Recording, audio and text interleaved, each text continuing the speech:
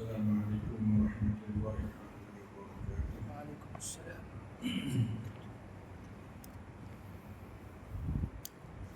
Bismillahirrahmanirrahim. Alhamdulillahi rabbil alamin. Wal 'aqibatu lil muttaqin wa la 'udwana illa 'alal zalimin. Asyhadu an la ilaha illallah wahdahu la syarika lah, rabbul 'arsyil 'azim.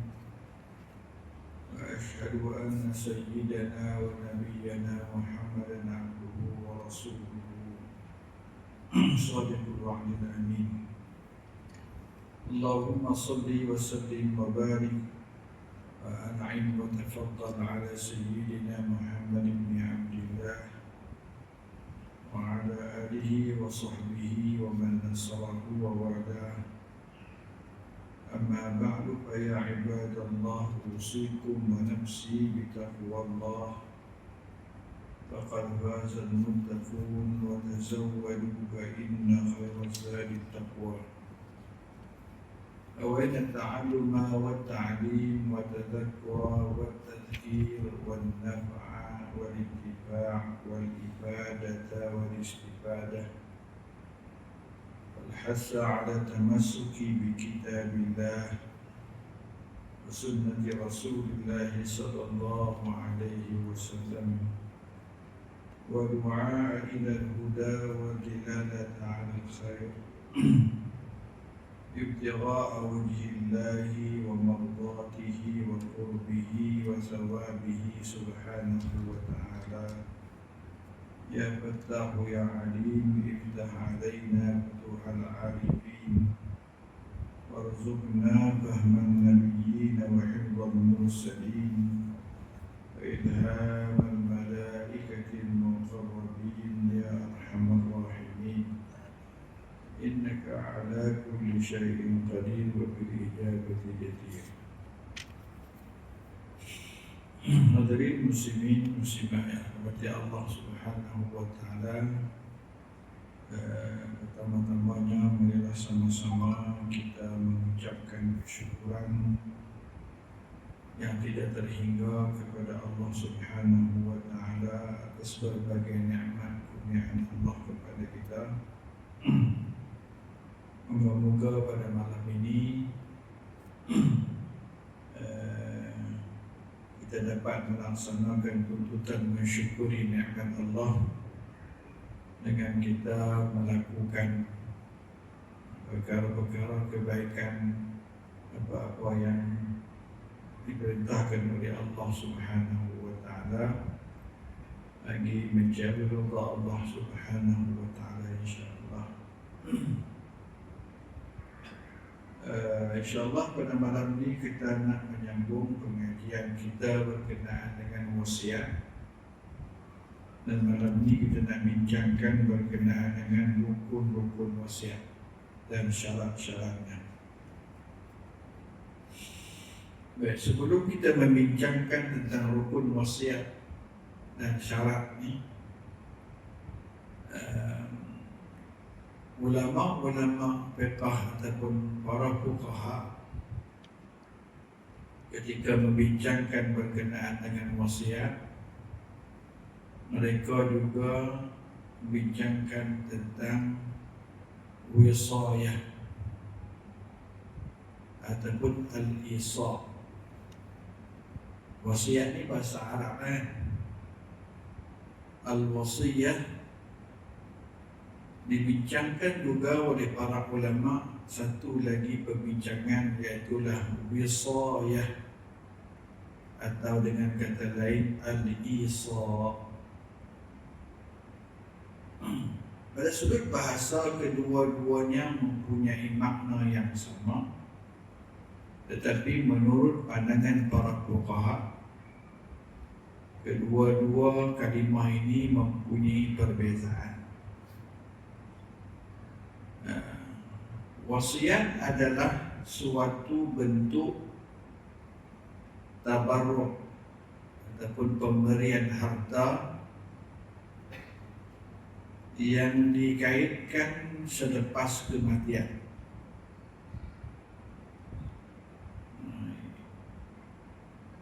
apa-apa sahaja pesanan kita yang mana pesanan itu mengandungi suatu pesanan untuk kita nak bagi harta itu, harta ini kepada si fulan bin si fulan dan sebagainya, ataupun diberikan kepada orang-orang fakir kan,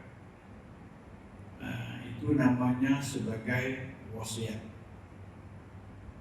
Orang yang menerima wasiat itu dinamakan sebagai musalahu. Bahasa Arabnya musalahu. Tetapi bagi wisayah pula, yaitu apabila seseorang memberikan pesanan untuk melaksanakan satu tugasan selepas ketiadaan seseorang tersebut. Seperti kata dia, selepas aku mati esok, jangan sekali-kali kamu tinggal ibadat yang kamu buat dah, puasa sunat dan sebagainya, sebagai contoh. Itu dipanggil wisayah, bukan wasiyah, bukan wasiat, tapi wisayah namanya. Ataupun sebagai contoh yang lain, selepas ayah mati esok, yang jagalah adik-adikan. Maksudnya bukan ada pesanan untuk dianugerahkan kepada siapa-siapa harta peninggalan, tetapi dia memberikan pesanan untuk kita nak melaksanakan satu-satu tugasan. Ataupun apabila dia tinggal ke Mekah, dia beritahu kepada anak dia yang sulung ni yang jaga adik-adik ni. Baik. Ini dalam bahasa Arab panggil wisayah, dan orang yang menerima wasiat itu dinamakannya wasi. Wasi. Kalau ada anak yatim ke apakah, orang yang diberikan tugasan oleh individu tertentu untuk nak menjaga anak yatim itu panggil wasi. Atau diberikan nama dengan Musa ilaih. Ini bahasa fuqaha lah, para ulama fiqh. Jadi di sini kita kena memahami bahawasanya pesanan itu ada dua lah. Satu pesanan, dia kata kalau esok ayah mati pasmah jangan jual dah harta pusaka ni. Itu wisayah. Dia pesan kalau esok ayah mati apa semua, apa ada lebihan, apa sedekah lah hari Jumaat tu buat penuri niat kat ayah, itu sebagainya tu. Ataupun masa esok kalau ada masa kurang boleh buat korban atau lebihan, buatlah kat ayah. Itu namanya wisayah, bukan wasiat. Bukan bahasa kita guna wasiat sama lah, tak apalah. Apa yang dimaksudkan perbincangan kita wasiat di sini, iaitulah apabila seseorang telah pun meninggalkan pesanan, dia pesan supaya diberikan harta kepada individu tertentu ataupun satu pihak tertentu. Itu sebagai contoh. Baik. Jadi malam ni kita nak bincang syarat pertama, iaitu syarat pewasiat. Ada 4 rukun. Rukun-rukun ni ada 4.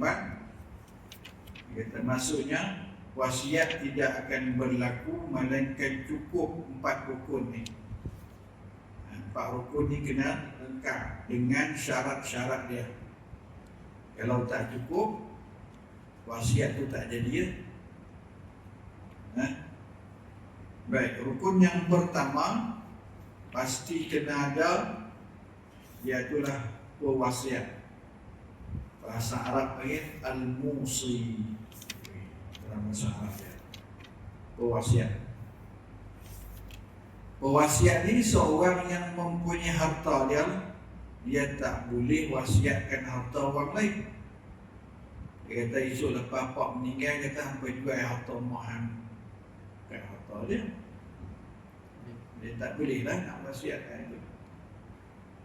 Dia hanya boleh mewasiatkan harta-harta yang di bawah pengendalian dia ataupun di bawah penguasaan dia lah.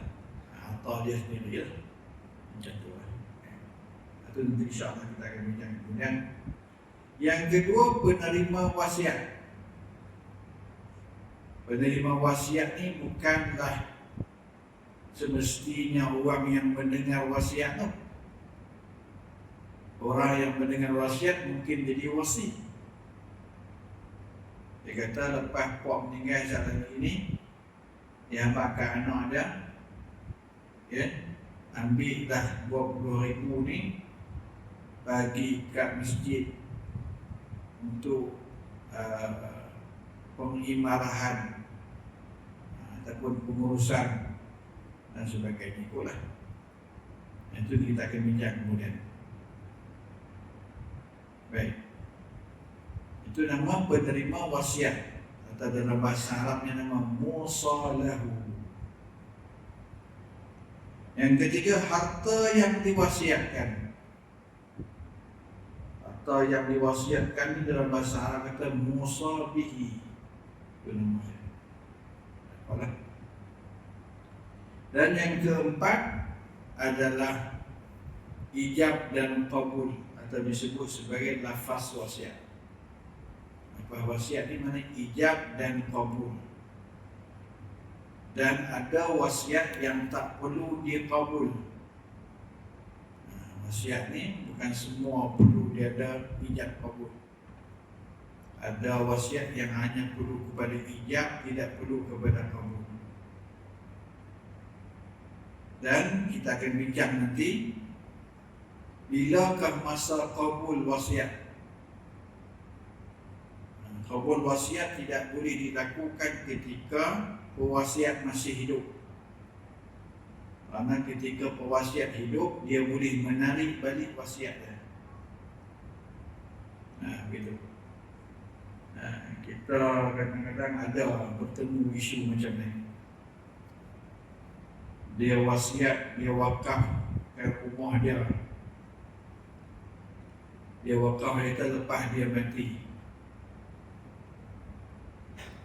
Baik. Kebetulan anak dia tak membalik rumah tu, kata rumah tu berantu, dia pun wakaf. Bila tahu kata mak wakaf, mereka balik, mak wakaf buat apa? Ya. Dia mohon ke Majlis Agama Islam untuk mengubah. Maka ketika itu majlis bertanya tentang besar fatwa. Sebab itu penting apabila pewakafan dibuat, perlu ada satu dokumen rasmi. Penting itu. Penting sangat-sangat, banyak isu. Nah, kalau tak ada dokumen ni masalah. Tak ada dokumen, baru ni ada satu isu. Ada seorang suami isteri ni ambil anak angkat. Bila nak ambil tak kita nak ada dokumen. Kemudian terlepas tahajud tak ada mak pak dia ni, mak dia tak ada lah, mak dia tak ada. Banyak lagi cerita tu sebenarnya. Saya ambil rekah dia. Ikut dia ni, dia suami isteri ambil orang anak angkat. Kemudian suami dia meninggal, turun harta kepada isteri dia ni berupa sebidang tanah dan sebiji rumah. Ada lagi lah. Perempuan dia pula menikah dengan nikah baru. Okay? Kemudian sebelum kawan ni meninggal, isteri ni meninggal, dikatakan dia telah menghadiahkan rumah tersebut kepada anak angkat dia ni. Anak angkat dia ni pun dibawa ke mahkamah bagi mengesahkan bahawa hibah itu sah. Mahkamah tinggi memberikan kemenangan kepada dia. Tetapi kemudian si suami baru ni angkat isu tu ke mahkamah rayuan. Ni mahkamah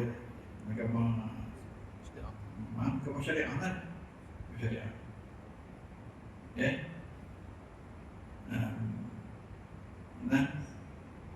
Ingin membatalkan apa yang telah diputuskan di mahkamah tinggi dengan persidangan 3 hakim. 3 hakim ini menyebelahi pada suami wanita tadi yang mati, suami dia. Gitu. Sebab apa? Di antara sebabnya tak ada dokumen. Itu satu lah. Kemudian saksi perempuan ni, saksi anak angkat ni berupa kakak dan abang dia. Dalam agama kita, saksi yang ada berkepentingan tidak sah untuk dijadikan saksi.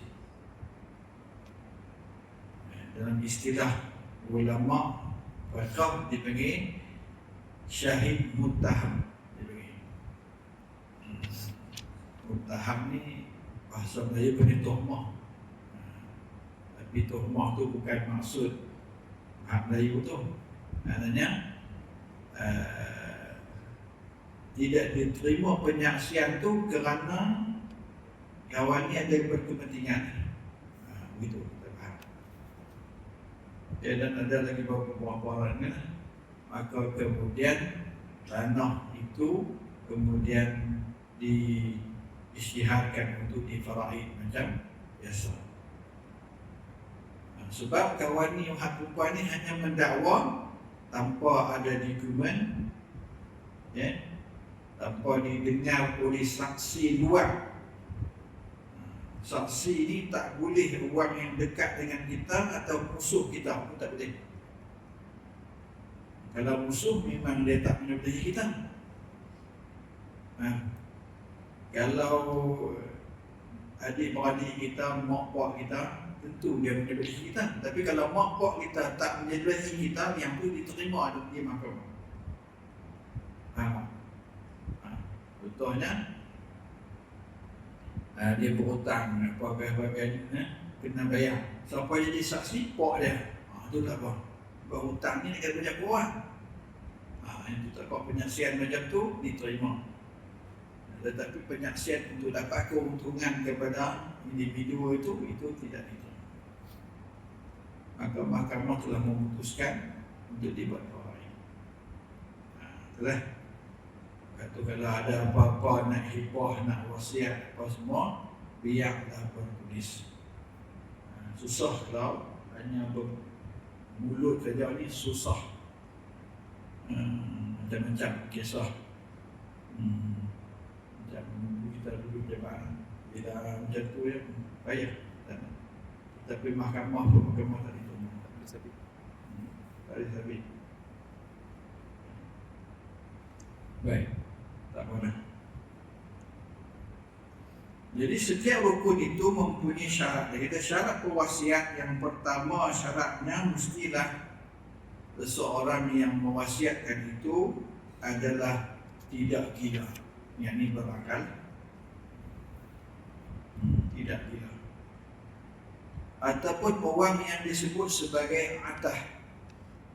Atah ni dia disebut sini telah dicatakan dia tak gila. Sebab istilah bahasa ataupun istilah gila dalam bahasa Arab ni iaitu seseorang yang hilang kewarasan akal fikirannya, dan dia mempunyai tenaga yang kuat. Itu orang gila. Tu orang gila ni dia makan ikut dan tidur ikut dan orang kena denggi dia tak kena. Kan? Dia kalau dia lupa tu lagi dia kuat, terpegang 5 orang ditendang gitu kan.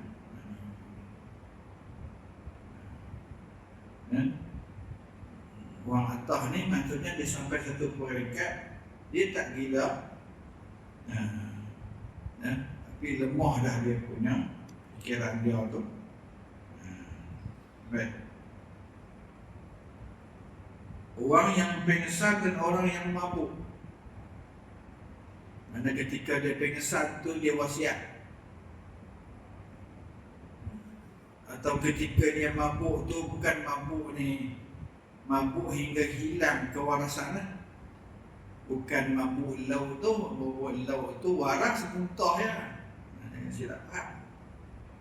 Sebab saya ingat saya pernah hadir dalam satu pertandingan baca kitab. Dia kata tak sah sebab mabuk. Dia pun bagi contoh mabuk laut.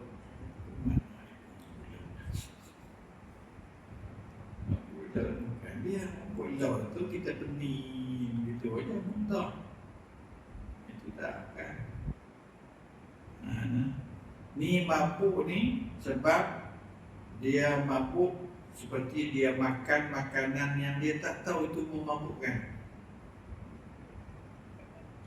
Cuma ada perbincangan ulama, kalau dia makan dengan sengaja, dia tahu kata dia mabuk makanan itu ada perbincangan para ulama. Tak apalah, kita masukkan dulu kata, kalau hak tengah mabuk tu, macam dia minum arak dia cerai bini dia, sah perceraian.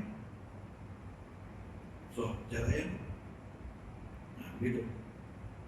Tapi kalau dia makan buah apa kan, dia makan buah apa, buah durian bubuh dengan Coca-Cola, jadi dia mampu itu dia cerai bini dia masa tu. Itu tak jatuh. Sebab makanan tu sendiri tak memabukkan, tapi silap makan tu dah jadi mampu. Itu lain. Right. Jadi orang yang kehilangan akal macam ni, orang ini tidak disebut sebagai mukallaf. Jadi hukum yang diterima adalah orang yang mukallaf. Mukallaf ni maknanya orang yang diberikan tanggungjawab hukum. Syarat mukallaf ni iaitulah yang paling penting sekali, berakal, dan yang kedua tu adalah baligh. Orang yang telah mencapai umur baligh. Baik, kita dibincanglah para ulama pula baligh tu macam mana, perempuan macam mana, lelaki macam mana, tak orangnya tu.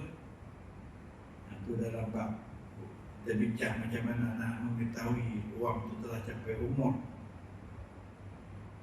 Jadi syarat yang kedua adalah baligh. Dengan ini tidak sah wasiat daripada seorang kanak-kanak walaupun telah mumayyiz, kerana dia tidak layak untuk bersedekah. Jadi kanak-kanak yang belum mencapai umur baligh, sedekah mereka tidak sah, izin mereka tidak sah. Baik itu kalau ada umpamanya seorang tu mati tinggal anak yang belum baligh, janganlah buat duit arwah pakai duit arwah. Sebab di situ ada hak anak yatim. Anak yatim tu, apa anak yatim? Kan? Bukan anak rakyat yatim. Anak yatim lah, tak jadi calon ni. Yatim iaitu seorang kanak-kanak yang kematian bapanya dan ketika itu dia belum lagi baligh. Apabila dia dah baligh, dia bukan lagi anak yatim. Lepas tu kalau kita buat tabung anak yatim di masjid ni, buat tabung khas anak yatim, nak kena tanya dulu, ni anak yatim Melayu ke anak yatim Sarawak? Orang yatim syarak, dia umur dah lebih 15 tahun dah, dia balik dah, dia tak ada layak untuk terima bantuan apa tu, anak yatim.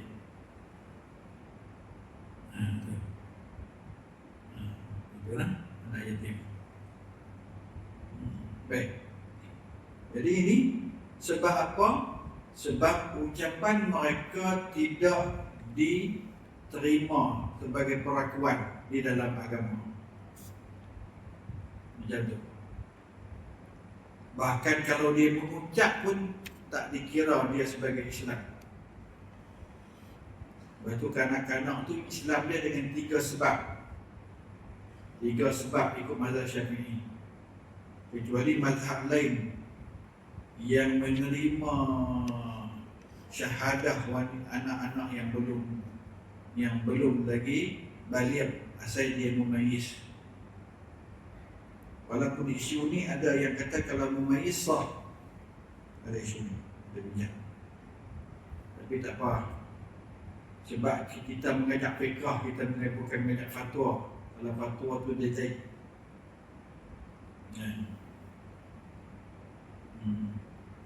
Kalau ada anak orang bukan Islam dan duduk di sekolah, ustaz mengucap, dia pun mengucap juga, sah ke tak sah? Jawabnya tak sah. Dia bawa sekolah mana? Tak balik lagi. Baik, itu hukum asal. Tapi kalau dia di isu tertentu, bawa mai ke fatwa, fatwa akan tengok. Baru-baru ni tentang ada satu isu yang saya dah bawa ke fatwa. Isu tu berkenaan dengan seorang anak yang diambil daripada sejak kecil, tapi masa ambil tu dah ada surat beranak budak tu, agama budak tu Kristian. Ambil contohnya seminggu anak tu dah ada surat beranak, agama budak tu Kristian, sebab mak pak dia Kristian. Kemudian mak pak ni memang dah berjanji dah ke keluarga Muslim ni nak bagi anak tu, kawan tu mengandung ni nak bagi. Ambil dah dipelihara lah, jaga lah boleh seorang keluarga Muslim ni sehingga umur 12 tahun. Ni dah ni umur 12 tahun, 12 tahun nak buat apa? Nak buat kad pengenalan. Dalam kad pengenalan nak ubah agama apa? Itu isu dia. Isu. Mereka nak buat, nak ubah Islam, JPN tak mau. Jabatan Pendaftaran Negara tak mau. Kecuali ada satu surat daripada Jabatan Mufti. Macam mana nak buat? Sampailah kat meja saya masalah tu. Sebelum saya bawa kemudian saya bawa isu tu ke perbincangan ahli Datuk Besar Fatwa, dan mereka bersetuju dengan pandangan yang saya ambil itu. Apabila saya tengok 3 mazhab yang lain membenarkan dan mengesahkan keislaman kanak-kanak yang mumayyiz. Kalau dia mengucap dah di umur 10 tahun dia mengucap, dia mengaji kafar budak ni pun. Dia tahu mengucap, dia tahu Allah, dia belajar dah, dia Rasul tahu, dia dah sejak lahir dulu dengan keluarga Islam. Mak pak kawan tu pun tak ada, tak tahu di mana.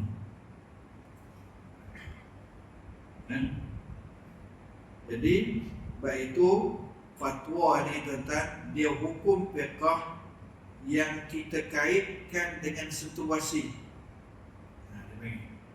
Dia kena lihat dengan situasi dia, atau dalam bahasa istilahnya dipanggil waqi'. Itu fatwa.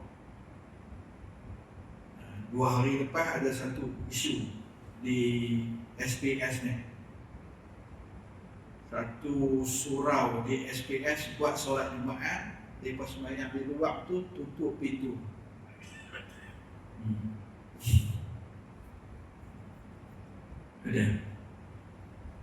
Ada surah tu. Nak pakai tak mau? Main tanya.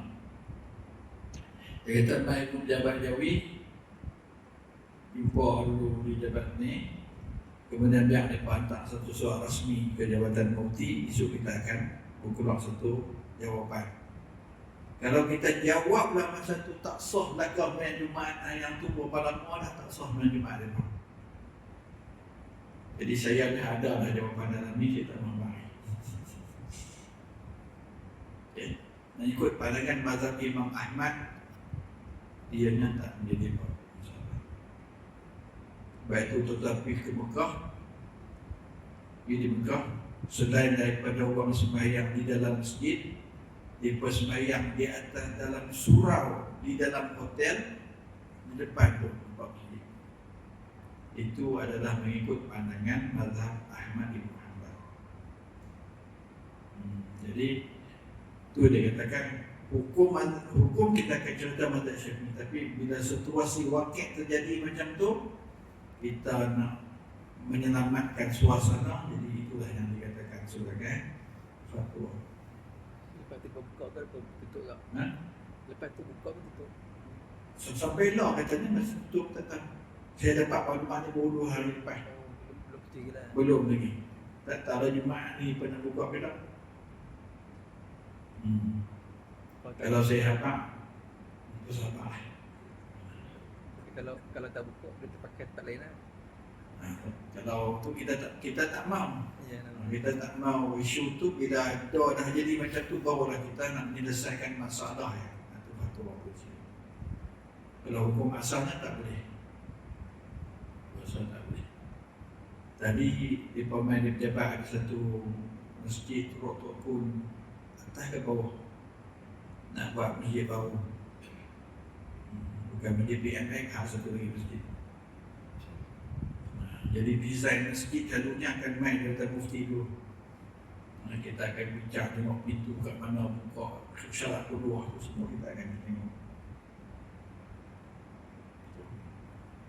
Baik.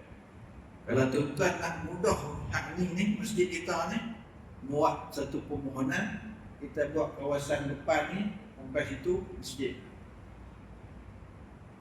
Depan ni, kita buat petak pertama tu, depan kali apa? Tu ruangan masjid. Jadi yang belakang tu bayang tak buka ni pun tak orang. Dah kalau buka satu cukup lah. Tapi kalau buka satu tak orang belakang. Tapi kalau kita isytihar dengan tu kawasan depan tu, depan sekali kosong tu sebagai masjid, tak payah buka dalam itu tu. Macam tu pula. Apa? Jadi berdasarkan nak jaga agama budak ni dah dipelihara oleh seorang Muslim yang dah sembahyang dah apa ni. Ya? Lalu kita buat keputusan mengambil pandangan 3 mazhab lain selain mazhab Syafi'i yang mengiktiraf keislaman seseorang yang mumayyiz, yang faham apa dia tu dan dia mengucap sah Islam dia. Lepas tu adakah bercanggah dengan elemen undang-undang pula? Undang-undang orang Muslim dan Islam. Kita kena tengok pula undang-undang tu. Tengok dalam peruntukan undang-undang, kanak-kanak yang belum mencapai umur 18 tahun boleh memeluk agama Islam dengan kebenaran ibu bapa atau penjaga. Jadi penjaga dia ni, jadi kita guna term tu lah, penjaga tu lah. Lalu kita telah buat keputusan kata budak ni sebagai seorang Islam kalau dia mengucapkan. Baik.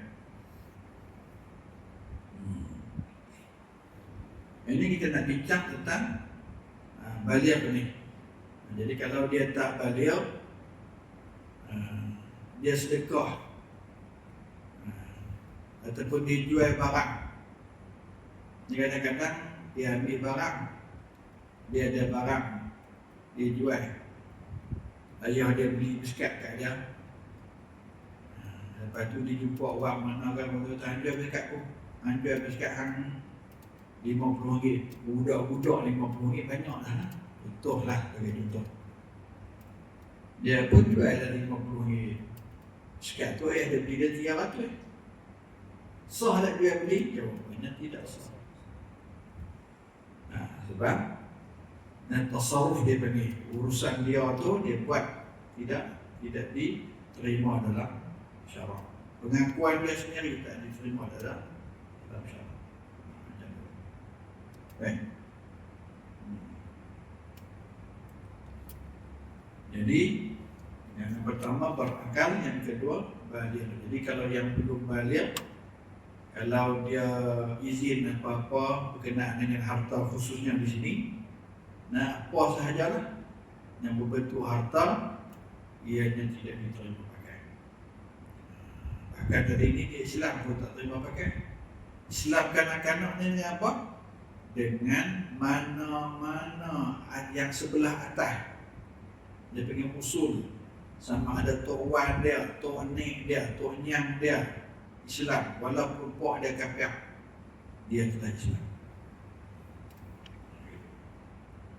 Jadi salah seorang pok atau mak dia Islam, maka budak-budak yang belum cukup umur dikira sebagai Islam. Itu dalam mazhab Syafi'i. Tapi kalau pakai yang tu, boleh pakai tak? Isu yang tadi lepas tak? Tak lepas. Sebab itu bukan mak pok dia. Itulah yang saya katakan, situasi itu kita akan tengok fiqh itu dengan situasi semasa keadaan yang berlaku. Tengok barulah kita akan ongkai tengok macam ni. Baik. Sama juga saya bisa sebut, saya tak ingat dah. Saya sebab kita bersama. Ada dalam satu kitab para ulama bincang tentang sah solat wanita yang menampakkan dagu di bawahnya. Lah ni orang kita berlambuah bayang bawah ni. Ini awak mazhab Syafi'i. Fatwa ni dikeluarkan oleh dalam kitab Nihayatul Zin, kalau tak salah kata. Dia kata saya fatwa ini bertaklid kepada pandangan Imam Malik yang menyatakan hukum di bawah yang rupa ni bukan. Tujuannya adalah untuk nak menyelesaikan masalah yang telah pun berlaku. Itulah peranan fatwa. Baik. Yang ketiga, pilihan. Maksud pilihan ini tidak dipaksa. Wasiat tidak sah jika dilakukan oleh orang yang dipaksa. Kerana wasiat bermakna menyerahkan hak milik, maka dia perlu melalui keredaan dan pilihan pemiliknya. Bukan terpaksa di sini dengan dipahami oleh masyarakat kita. Saya terpaksa. Terpaksa sebab apa? Kalau aku tak buat macam tu, kan? Dia mungkin tak mau balik dah. Dia tak mau balik dah kampung. Dia paksa saya bagi tidak. Itu paksa kan? Itu tidak dikira sebagai paksaan. Dia kena faham dalam paksaan ni, dalam istilah ulama fiqh kita, dia bukan macam tu dikira paksaan. Paksaan ni sekiranya seseorang memaksa untuk memudaratkan memudaratkan dia, sama ada membunuh dia, ataupun umpamanya menyakitkan tubuh badan dia, ataupun akan membakar harta dia, memusnahkan harta dia, ini baru dia bagi orang yang terpaksa. Hang kena cerai bini hang. Kalau aku tak cerai, aku tembak hang. Cerai. Jadi tak jadi. Lepas tu dia hebat pula, hang cerai satu, hang cerai tiga, kita pun satu, jatuh pun satu. Sebab paksa tu aku tak paksa, aku paksa tiga. Anda kena faham. Dia pun ustaz, hang cerai bini hang tiga tolak. Dia pun, ya saya cerai isteri saya dengan satu tolak. Jatuh satu tolak. Sebab dia tak paksa satu, paksa hang tiga. Tu kena faham. Jadi paksa ni bukan macam kepahaman kita, saya terpaksa jual. Kalau tak jual satu lagi ni, siapa nak beli pula? Itu bukan terpaksa. Jangan guna kata terpaksa itu dengan kepahaman kita, bukan. Di sini maksud pilihan dia lakukan tanpa ada tekanan yang boleh menekan dia kerana apa-apa yang saya katakan tadi lah. Kalau tak buat, ini aku tembak hang. Kena buat. Jadi kalau dia buat macam tu, dia mewasiatkan, ditulis surat wasiat kepada si fulan bin si fulan, tapi dengan paksaan. Kalau tak buat, hang tak paksa macam ni, okey?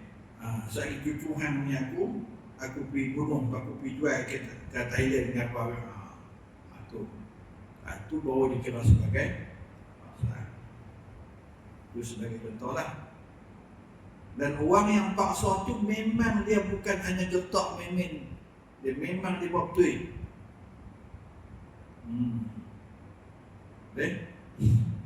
Dan orang yang dipaksa tadi pula tak mampu untuk nak menolak dah, tak mampu dah nak. Itu syarat-syarat orang terpaksa ni. Okay? Kalau kawan tu kata, kalau hang ni aku nak tunggu hang, aku nak sepak hang. Kawan tu kaki pun tak ada, nak sepak kita tu. Kita paksa. Ataupun bila disebut tu kita boleh lari, jadi masuk bilik ke apa kan, itu bukan dia paksaan.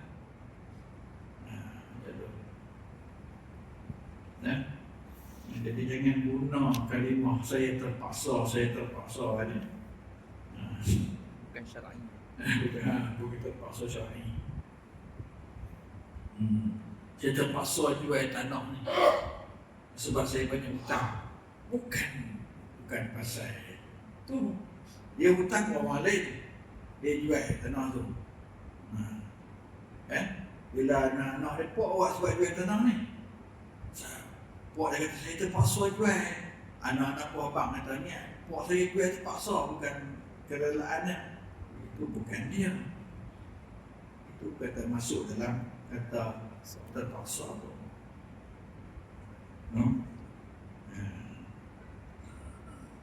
Baik.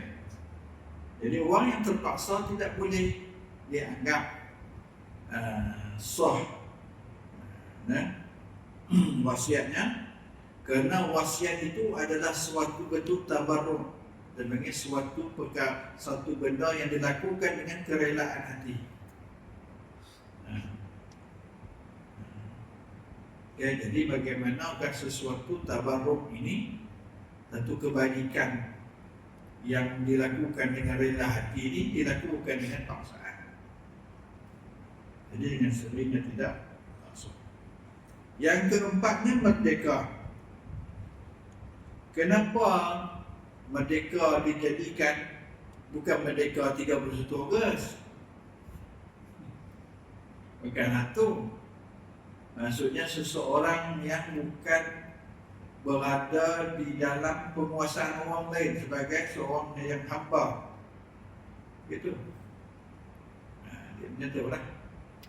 Sebab apa? Tidak boleh, kerana hamba itu sendiri adalah dimiliki oleh tuannya. Dia tidak ada harta, dirinya tu pun menjadi harta kepada tuannya. Itu bina wasiat apa? Dia nak wasiat apa? Dia sendiri tak berharta, dirinya sendiri pun harta. Itu kata para ulama, hamba ni dia ada dua sudut pandang. Dia ada pada sudut satu sudut dia dikira sebagai harta, pada satu sudut dikira sebagai manusia. Apa dia Ustaz? Daripada sudut dia harta, dia boleh disewa, boleh dijual, boleh dihadiahkan, boleh diwakafkan, tak ada masalah tu. Di sudut dia manusia, dia dipertanggungjawabkan dengan sembahyang, dia bertanggungjawabkan dengan puasa. Kalau barang puasa tak? Barang ni barang lah. Ni cawan ni mana bisa puasa. Jadi hamba ni dia ada dua sifat, dua ciri. Ciri barang dan ciri manusia. Mukallaf lah. Jadi dia mukallaf pada sesuatu yang tadilah sebagai seorang yang telah balik apa sebagainya, sebagai untuk dia boleh buat. Dia kena sembahyang puasa lah. Waktu pun dia kena tutup aurat lah. Cuma aurat itu tak sama dengan orang merdeka. Itu dan sikit lah. Baik.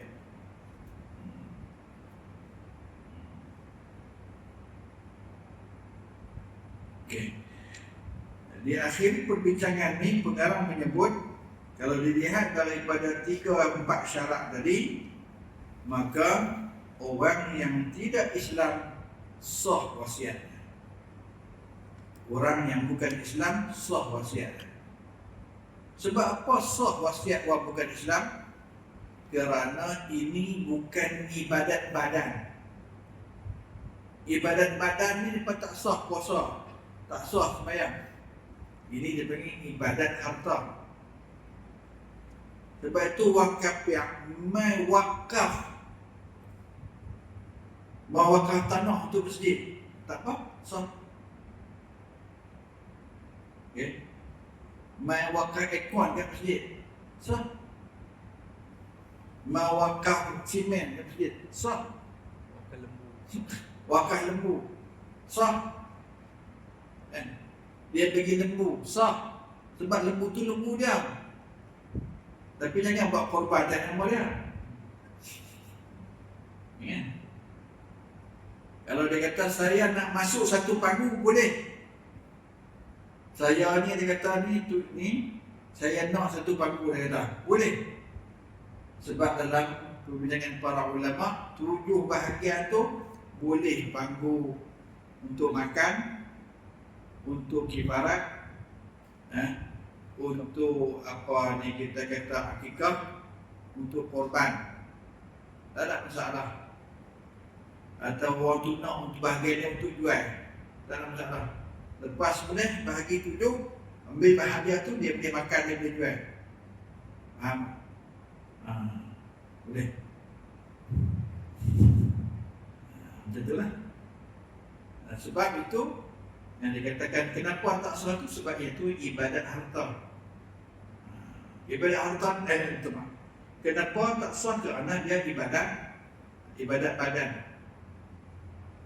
Ibadat badan. Apa-apa sahaja dalam agama kita yang sah dilakukan tanpa niat, maka sahlah dilakukan oleh orang bukan Islam.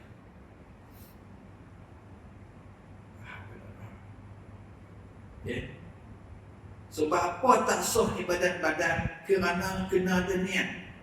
Dan niat hanya sah daripada orang Muslim sahaja. Awal-awal lagi tak sah sebab niat lepas tu tak sah, kira tidak sah.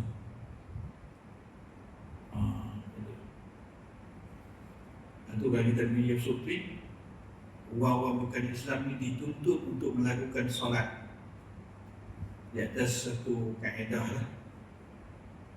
Karena isu dia akhirat Allah tanya, masalakakum fi saqar, qalu lam nakum minal musallin. Kami tak sembahyang di dunia. Orang tanya pula, dah memang pun tak sembahyang di dunia, kenapa nak kena azab pula? Kalau wajib di dunia tentulah kena azab. Sebab itulah kata para ulama, mereka tu wajib sembahyang. Dan mereka nak wajib sembahyang, kena wajib masuk Islam. Sebab apa? Sebab Islam menjadi syarat sahnya niat. Macam tu lah. Dia berangkai macam tu. Jadi ibadat yang dikira tak perlu kepada niat, sah. Ya? Basuh baju tak perlu niat. Tu yang kita pun dalam mesin basuh tu suruh dia niat lah. Saya aku basuh baju ni kerana Allah Ta'ala dah. Dan yang kata orang kafir, Ketika kalau min babi tahsil thawb al-ajr kira. Dia tatawwu, dia bagi. dia bagi Tapi dari sudut tahsil ajr thawab Tak kita dapat. tak dapat. Tak sah lah. Tak tak dapat tak pahala. pahala lah. Tak dapat pahala. Dia cuma akan dapat yang disebut faman ya'mal misqala dzarratin khairan yarah, Allah balas. Nah, kata para ulama, Allah balas di dunia tadi. Orang yang buat kebaikan untuk ni dia tak dapat pahala, tetapi ada kebaikan yang Allah akan beri kepada dia, akan balas. Macam tu kan? Pahala tak dapat. Jadi sebab apa yang orang kafir boleh buat? Sebab dia tak perlu kepada niat. Dia tak perlu kepada niat. Okay. Yang kedua, orang yang dihalang daripada berbelanja, atau disebut sebagai mahjur alaih, dengan sebab kebodohannya. Kita akan bincang orang yang dihalang daripada berbelanja ni ada sebab, banyak sebab. Ada sebab kebodohannya, ada sebab kebaikan-kerapannya. Okay. Kalau sebab keberekapannya tu memang boleh lah. Yang ni ada khilaf. Kita tak pernah sebut sini boleh. Kerana tindakannya adalah sah, selain dia juga memerlukan pahala selepas kematiannya. Ini dipanggil orang yang mahjub bisafah. Mahjub bisafah ni tentang orang ni dah balik, sah urus niaga dia, dia boleh berbelanja, tapi dia macam mana? Cerdik bodoh. Bodoh cerdik. Bodoh cerdik. Faham tak? Dia bukan gila. Dia bukan gila, tapi bodoh cerdik. Lembang kan? Lembang tak. tak tahu. Orang yang macam ni kalau pihak pemerintah tengok dia jadi orang yang pembazir, dia bagi dia tidak ada rasyid, dia bagi dia tidak ada rusyd, dia bagi rasyid. Lepas tu harta yang kita nak bagi pada anak yatim ni kena ada dua syarat. Lepas dia balik, dia kena juga rasyid. Dia kalau tak rasyid, dia masih lagi di bawah mahjur. Orang lain akan uruskan harta dia, tak boleh urus. Orang yang tak pandai mengurus harta sebab kebodohannya, maka pemerintah akan buat contohnya apa? Menghalang dia daripada membelanjakan harta dia. Harta dia tu akan diurus oleh pihak tertentu lah. Mungkin Baitul Mal ke ataupun siapa-siapa kan diberikan. Sebab dia ni mungkin ambil duit lepak bulan tahun buang. Apa dia itu? Dia pandai, dia beli barang apa semua, pandai. Tapi di sudut itu dia tak pandai. Manage tu dia tak pandai. Dia ada masalah kebodohan dia tu, itu kena dibawa dibawa ke mahkamah, mahkamah putuskan. Jadi segala tindak tanduk dia apa semua untuk urusan jual beli dia semua tidak sah. Dia panggil mahjur, orang yang dihalang daripada membelanjakan harta dia disebabkan ada sifat kebodohan pada dia. Nyanyok ni atas. Tak pakai. Baik. Jadi yang terletak akal macam nyanyok tu memang tu atas. Baik. Jadi yang tu syarat bagi orang yang berwasiat. InsyaAllah lepas ni kita akan bincang pula siapakah yang boleh menerima harta itu? Siapa yang menerima harta? Dia panggil syarat penerima wasiat.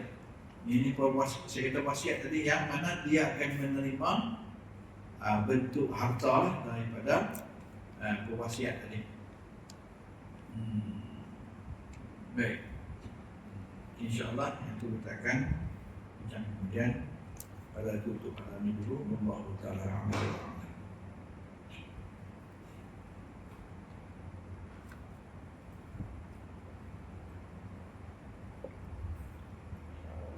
أعوذ بالله من الشيطان الرجيم بسم الله الرحمن الرحيم الحمد لله رب العالمين والصلاة والسلام على أشرف الأنبياء وعلى آله وصحبه اللهم انفعنا بما علمتنا وعلمنا ما ينفعنا ربنا آتنا في الدنيا حسنة وفي الآخرة حسنة وقنا عذاب النار صلى الله عليه وسلم وعلى آله وصحبه أجمعين.